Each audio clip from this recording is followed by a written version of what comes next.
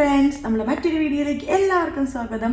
അപ്പം ഇന്നത്തെ വീഡിയോ എന്ന് പറയുന്നത് സ്വീഡനിലെ അക്കോമഡേഷൻ്റെ കാര്യമാണ് കേട്ടോ. അപ്പം ഞാൻ എന്നും വീട്ടിൽ ഇങ്ങനെ നിന്നിട്ട് വീഡിയോ എടുക്കുന്നതുകൊണ്ട് എനിക്കൊരു അപ്പം ഞാൻ ഒന്ന് വെളിയിലിറങ്ങി നോക്കിയതാണ്. അപ്പം പക്ഷേ മൂഞ്ചി പോയി ഗൈസ്, കാരണം എൻ്റെ കീ ഇല്ലാത്തതുകൊണ്ട് ഞാൻ വെളിയിലിറങ്ങി പെട്ട് പോവും, തിരിച്ചു കയറാൻ പറ്റില്ല. അപ്പോൾ ഞാൻ കീ എടുക്കാൻ മറന്നു. നമ്മളുടെ ഇപ്പം എൻ്റെ ഫ്ലാറ്റ് വന്നിട്ട് ഫസ്റ്റ് ഫ്ലോറിലാണ്. ഞാൻ യൂഷ്വലി ലിഫ്റ്റൊന്നും യൂസ് ചെയ്യാറില്ല. അപ്പോൾ ഇത് ഞാനിവിടെ വന്നിട്ട് എൻ്റെ രണ്ടാമത്തെ അക്കോമഡേഷനാണ് കേട്ടോ. പേടിക്കേണ്ട, ഞാൻ അധികം വൈകാതെ അടുത്ത അക്കോമഡേഷൻ നോക്കിയിട്ടുണ്ട്. അപ്പോൾ അടുത്ത അക്കോമഡേഷനിലേക്ക് മാറും. കാരണം ഇതെനിക്ക് നമുക്ക് കുറച്ച് എക്സ്പെൻസീവാണ്. അപ്പം ഒന്ന് കുറച്ചുകൂടെ കുറഞ്ഞത് കിട്ടി, കുറച്ചുകൂടെ നല്ല ഇത് കിട്ടി. അപ്പം ഞാൻ വിചാരിച്ചു നമുക്ക് അങ്ങോട്ട് മാറാം. കുറച്ചുകൂടെ പൈസ സേവ് ചെയ്യാൻ നല്ലതല്ല, നമ്മുടെ കയ്യിലുള്ള പൈസ പോയില്ലല്ലോ എന്ന് വിചാരിച്ചു കേട്ടോ. ഇപ്പോൾ നമ്മുടെ സ്വീഡനിലെ അക്കോമഡേഷൻ്റെ കാര്യമില്ലേ പറഞ്ഞിരുന്നത്. സ്വീഡനിൽ നമുക്ക് ഇങ്ങോട്ടേക്ക് വരുമ്പോൾ മസ്റ്റായിട്ട് നിങ്ങൾ അക്കോമഡേഷൻസ് ബുക്ക് ചെയ്തിട്ട് തന്നെ വരാനായിട്ട് നോക്കുക കേട്ടോ. ഇവിടെ വന്നിട്ട് നിങ്ങൾ അക്കോമഡേഷൻ ബുക്ക് ചെയ്യാന്ന് പറയുമ്പോൾ ഭയങ്കര പാടായിരിക്കും. നാട്ടിൽ നിന്നാണെങ്കിലും നിങ്ങൾക്ക് അക്കോമഡേഷൻ ബുക്ക് ചെയ്യുമ്പോൾ കിട്ടാൻ ഭയങ്കര റിസ്ക്കാണ്. നമുക്ക് പെട്ടെന്നൊന്നും അങ്ങനെ റിപ്ലൈ ഒന്നും കിട്ടില്ല. അപ്പം ഞാനിങ്ങോട്ട് വരുന്ന സമയത്ത് തന്നെ ഇവിടുത്തെ മെയിനായിട്ട് അപ്ലൈ ചെയ്യുന്ന രണ്ട് വെബ്സൈറ്റ് എന്ന് പറയുന്നത് കോസ, അതുപോലെ തന്നെ blocket.se ആണ്. അപ്പം അത് ത്രൂ ആണ് നമ്മൾ അക്കോമഡേഷൻ ബുക്ക് ചെയ്യേണ്ടത്. എനിക്ക് ആകെ 1-2 മാത്രമേ ഉള്ളൂ നമുക്ക് ഒരാൾ വീഡിയോ കോൾ ചെയ്തിട്ട് കാണിച്ചത്, അത് ഷെയർഡായിരുന്നു. അപ്പം ഞാൻ വിചാരിച്ചു എന്നാൽ പിന്നെ അങ്ങനെ ചെയ്യേണ്ടതെന്ന് വിചാരിച്ചിട്ട് നമുക്ക് ഫുൾ അക്കോമഡേഷൻ്റെ കാര്യങ്ങളൊക്കെ ഹെൽപ്പ് ചെയ്തിട്ടുണ്ടായിരുന്നത് മല്ലു റൂട്ട്സ് എന്ന ചാനലിലെ കുഞ്ഞുമോൾ ചേച്ചിയായിരുന്നു കേട്ടോ.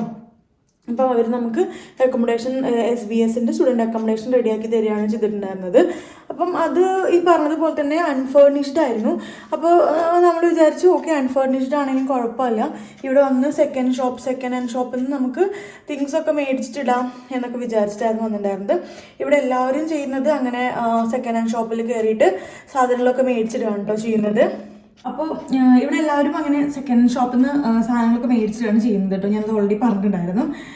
എനിക്ക് സത്യം പറഞ്ഞാൽ കയ്യിൽ വെച്ചിട്ട് ഷൂട്ട് ചെയ്യുമ്പോൾ ഭയങ്കര ബുദ്ധിമുട്ടാണ്, കൈ വേദനിക്കും. കാരണം എനിക്കിവിടെ ഇപ്പം എനിക്ക് വീഡിയോ എടുക്കാനുള്ള സ്റ്റാൻഡും കാര്യങ്ങളൊന്നും ആയിട്ടില്ല. അപ്പം ഞാനതൊക്കെ ഓർഡർ ചെയ്തിട്ടുണ്ട്, അതൊക്കെ വരുന്നേ ഉള്ളൂ കേട്ടോ. ഓൺ ദ വേ ആണ്. അത് ഞാൻ നിങ്ങൾക്ക് കാണിച്ചു തരാൻ വന്നു കഴിയുമ്പോൾ. അപ്പോൾ നമ്മളിവിടെ പറഞ്ഞിട്ട് ഈ അക്കോമഡേഷൻ്റെ കാര്യമില്ല. അപ്പോൾ നമ്മൾ അവിടെ നിന്ന് വിചാരിക്കും ഫർണിഷ്ഡ് അല്ല, അൺഫർണിഷ്ഡ് എടുക്കാം, ഇവിടെ സെക്കൻഡ് ഹാൻഡ് ഷോപ്പിൽ വന്നിട്ട് ഷോപ്പ് ചെയ്യാമെന്നൊക്കെ വിചാരിക്കും. ഇവിടെ ശരിയാണ്, ഇവിടെ എല്ലാവരും സെക്കൻഡ് ഹാൻഡ് ഷോപ്പാണ് എന്നാണ് വാങ്ങിക്കുന്നത്. നമ്മുടെ നാട്ടിലെ പോലെ സെക്കൻഡ് ഹാൻഡ് ഷോപ്പ് നമ്മൾ കുറച്ച് കാണരുത്. കാരണം ഇവിടെ സെക്കൻഡ് ഹാൻഡ് ഷോപ്പ് എന്ന് പറയുന്നത് കുറേ പേര് ഡൊണേറ്റ് ചെയ്യുന്ന സാധനങ്ങളാണ്. അത് അവർ കറക്റ്റായിട്ട് സ്റ്റെറിലൈസ് ചെയ്യേണ്ട സാധനങ്ങളാണ്. സ്റ്റെറിലൈസ് ചെയ്ത് ഡിസ്ഇൻഫെക്റ്റ് ഒക്കെ ചെയ്തിട്ടാണ് അവർ സെല്ല് ചെയ്യുന്നത് കേട്ടോ. അപ്പോൾ നമുക്കങ്ങനെ വളരെ ചീപ്പായിട്ട് മേടിക്കാം. പക്ഷേ നമ്മൾ ഈ വലിയ സാധനങ്ങളൊക്കെ മേടിക്കുമ്പോൾ, ഫോർ എക്സാമ്പിൾ നമ്മൾ ബെഡ്, കോട്ട്, അതുപോലെ തന്നെ ഡൈനിങ് ടേബിൾ, ചെയർസൊക്കെ മേടിക്കുന്ന സമയത്ത് നമുക്ക് ക്യാരി ചെയ്ത് കൊണ്ടുവരാൻ പറ്റില്ല. അപ്പം നമ്മൾ ഡെലിവറിക്ക് കൊടുക്കും. അപ്പോൾ ഡെലിവറിക്ക് കൊടുക്കുമ്പോൾ ഇവർ സെയിം ഡേ ഡെലിവറി ചെയ്യില്ല.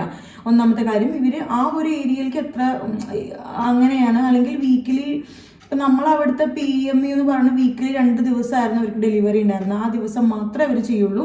നമ്മളിപ്പോൾ എന്ന് മേടിച്ചാലും അവർ ആ ഒരു ദിവസം മാത്രമേ അവർ ഡെലിവറി ചെയ്യുള്ളൂ. അപ്പോൾ അത്രയും നമ്മൾ വെറുതെ ഇരിക്കണം.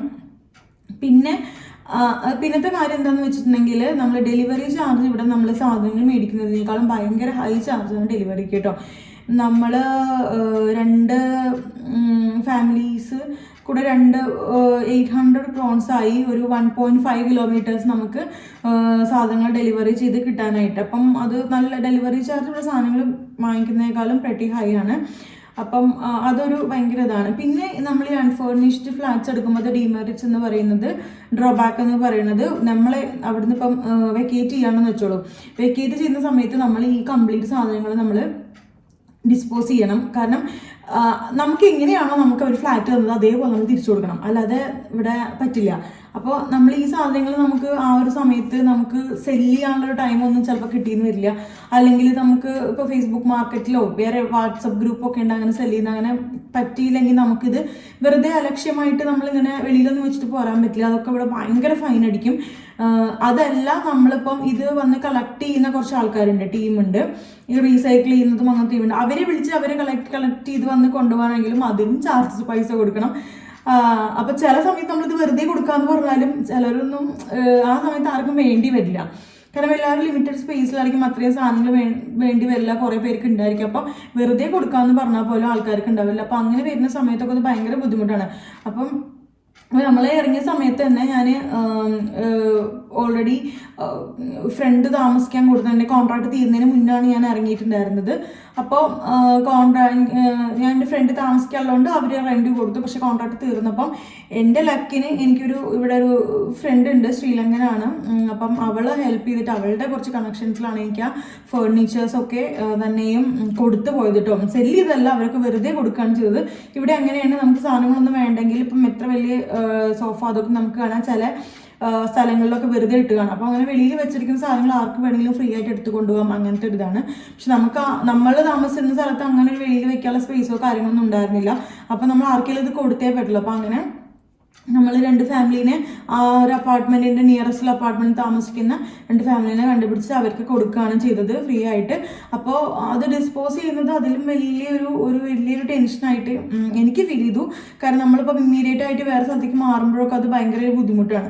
ചിലർ വിചാരിക്കും ഓക്കെ കുഴപ്പമില്ല, ഇത് 1 ടൈം ഇൻവെസ്റ്റ്മെൻ്റ് അല്ലേ, ആസ് ഒരു ഫേർണിഷ്ഡ് അപ്പാർട്ട്മെൻറ്റ് എടുക്കുന്നതിനേക്കാൾ 1 ടൈം ഇൻവെസ്റ്റ്മെൻ്റ് അല്ലേ, അങ്ങനെ ചിന്തിക്കുന്നവരുണ്ട്. അങ്ങനെ ചിന്തിക്കുന്നവർക്ക് അതും കൊള്ളാം. പക്ഷേ എൻ്റെ ഒരു ഒപ്പീനിയനിൽ ഫേർണിഷ്ഡ് എടുക്കാനാണ് ഞാൻ സജസ്റ്റ് ചെയ്യുള്ളൂ. കാരണം എനിക്ക് പിന്നീടുള്ള നൂലാമാലകളൊക്കെ പിന്നെയാണ് അറിഞ്ഞത്. അപ്പം അത് കുറച്ച് ബുദ്ധിമുട്ടായിട്ട് തോന്നി.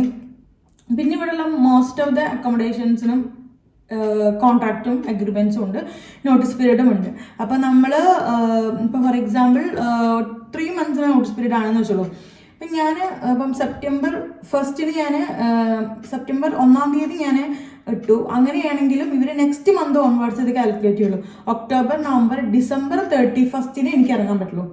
സെപ്റ്റംബർ 1 to 31 ഇട്ടാലും എനിക്ക് ആ മന്ത് അവർ കാൽക്കുലേറ്റ് ചെയ്യേയില്ല. ഓക്കെ, അപ്പം അടുത്ത നെക്സ്റ്റ് മന്ത് തൊട്ടുള്ള പ്രൊസീഡിങ് 3 months ആണ് അവർ കാൽക്കുലേറ്റ് ചെയ്യുള്ളൂ കേട്ടോ. അല്ലാണ്ട് 3 months എന്ന് പറയുമ്പോൾ നമുക്ക് എനി ടൈം അങ്ങനെ പറ്റില്ല. അങ്ങനെയാണ് ഇവിടെ നോട്ടീസ് പീരീഡും കാര്യങ്ങളൊക്കെ വരുന്നത്. എഗ്രിമെൻറ്റ് വരെ 1 yearനാണ്. പക്ഷേ നമുക്ക് 1 yearന് എപ്പോൾ വേണമെങ്കിൽ നമുക്ക് റിലീവ് ചെയ്യാം. പക്ഷേ നോട്ടീസ് പീരീഡ് സർവൈവ് ചെയ്യണം. ഇല്ലെങ്കിൽ നമുക്ക് ഇവിടെ താമസിക്കാൻ പറ്റിയില്ലെങ്കിലും നമ്മൾ റെൻറ്റ് കൊടുക്കണം. അങ്ങനെയാണ് നമുക്ക്. അപ്പോൾ നമ്മൾ മുന്നേ കൂട്ടി ഒരു ഇൻഫോം ചെയ്യണം പ്രയറായിട്ട്. അപ്പം ഇവിടെ എല്ലായിടത്തും അങ്ങനെ കോൺട്രാക്റ്റും നോട്ടീസ് പീരീഡും കാര്യങ്ങളൊക്കെ ഉണ്ട്. പിന്നെ നമ്മൾ ഈ അക്കോമഡേഷൻ ചേഞ്ച് ചെയ്യുന്ന സമയങ്ങളിലൊക്കെ നമ്മൾ സ്കാറ്റർ മാർക്കറ്റിൽ പോയിട്ട് നമ്മൾ എന്ത് ചെയ്യണം, അഡ്രസ്സ് ചേഞ്ച് ചെയ്യണം. ഇനി ബാങ്ക് ഐ ഡി ഉള്ള ഒരാളെ സംബന്ധിച്ചിടത്തോളം ഡയറക്റ്റ് സ്കാറ്റർ മാർക്കറ്റിൽ പോയിട്ട് അഡ്രസ്സ് ചേഞ്ച് ചെയ്യേണ്ട ആവശ്യമില്ല. ബാങ്ക് ഐ ഡി യൂസ് ചെയ്തിട്ട് നമുക്ക് ഓൺലൈൻ ഇവരുടെ വെബ്സൈറ്റിൽ കയറിയിട്ട് നമുക്ക് അഡ്രസ്സ് ചേഞ്ച് ചെയ്യാൻ പറ്റും. അൺഫോർച്ചുനേറ്റ്ലി എനിക്കതില്ലാത്തതുകൊണ്ട് ഞാനിപ്പോൾ 3ാമത് വീട് ചേഞ്ച് ചെയ്യാൻ പോകുന്നതിൻ്റെ അഡ്രസ്സും ഞാനിപ്പോൾ അത് സ്കാറ്റർ മാർക്കറ്റിൽ പോയിട്ട് കുറച്ച് പ്രയർ ആയിട്ട് തന്നെ ചേഞ്ച് ചെയ്യാനായിട്ട് കൊടുത്തിട്ടുണ്ട്. കാരണം അത് ചേഞ്ച് ചെയ്യാൻ 2 weeks സമയം എടുക്കും കേട്ടോ. അപ്പം അതൊക്കെ വലിയൊരു പ്രശ്നങ്ങളാണ്. കാരണം ഇവരിപ്പോഴും ഒരു പഴയ സിസ്റ്റത്തിൽ വിശ്വസിച്ച് പോകുന്ന ആൾക്കാരായതുകൊണ്ട് മെയിലോ കാര്യങ്ങളൊന്നുമല്ല, എന്ത് വരികയാണെങ്കിലും ഈവൻ നമ്മളൊരു ഹോസ്പിറ്റലിൽ പോയി ആ ബില്ല് നമുക്ക് അപ്പം ജനറേറ്റ് ചെയ്ത് തരില്ല. ഹാസനിൽ നമുക്കിപ്പം അല്ലെങ്കിൽ ക്യാപ്പിയോയിൽ നമുക്ക് ഈ എക്സാമിനേഷൻസിനൊന്നും ഫീസില്ല, പക്ഷേ കൺസൾട്ടേഷൻ ഫീസ് ഉണ്ട്, അല്ലെങ്കിൽ ഒബ്സർവേഷൻ ഫീസ് ഉണ്ട്. അപ്പം അതൊക്കെ നമുക്ക് വരുന്നത് ഒരു 1 week or 2 week കഴിഞ്ഞിട്ട് പോസ്റ്റലായിട്ടാണ്. നമ്മളത് മിസ്സാക്കിയെന്ന് വെച്ചോളൂ. മിസ്സാക്കി ഇവിടെ നമ്മളെ ബില്ലിനേക്കാളും കൂടുതലാണ് ഇവരുടെ ഫൈൻ എന്ന് പറയുന്നത്. അപ്പം നമുക്ക് പോസ്റ്റൽ അഡ്രസ്സ് മസ്റ്റാണ്. കാരണം ഇവിടെ എന്ത് കാര്യങ്ങളും ബൈ പോസ്റ്റാണ് വരുന്നത്. അപ്പം നമ്മൾ അഡ്രസ്സ് ചേഞ്ചിങ് എന്ന് പറയുന്നത് മസ്റ്റായിട്ടുള്ളൊരു കാര്യമാണ് കേട്ടോ. അപ്പം അക്കോമഡേഷൻ്റെ കാര്യം വരുമ്പോൾ ഇത്രയാണ്. നോർമലി നിങ്ങൾ ബെസ്റ്റ് എന്ന് പറയുന്നത് ഇങ്ങനെ ആപ്ലിക്കേഷൻസ് ത്രൂ കിട്ടിയിട്ടില്ലെങ്കിൽ നിങ്ങൾ ഓൾറെഡി ഇവിടെ താമസിക്കുന്ന ആരെങ്കിലും കോൺടാക്ട് ചെയ്തിട്ട് അവർ ത്രൂ അക്കോമഡേഷൻ റെഡിയാക്കാൻ, നിങ്ങൾക്ക് ട്രസ്റ്റ് ആയിട്ടുള്ള ആൾക്കാർ ത്രൂ അക്കോമഡേഷൻ റെഡിയാക്കി എടുക്കാൻ നോക്കുക. അപ്പോൾ കുറച്ചും കൂടെ നിങ്ങൾക്ക് ടെൻഷൻ ഫ്രീ ആയിരിക്കും കേട്ടോ. പിന്നെ എന്താ ഇവിടെ മിക്കതും നമ്മളുടെ ഇപ്പോൾ അൺഫർണിഷ്ഡ് അപ്പാർട്ട്മെൻ്റ് ആണെന്ന് വെച്ചാൽ ഒന്നും ഇല്ലാത്ത പോലെ നമ്മുടെ നാട്ടിലെ പോലെയല്ല.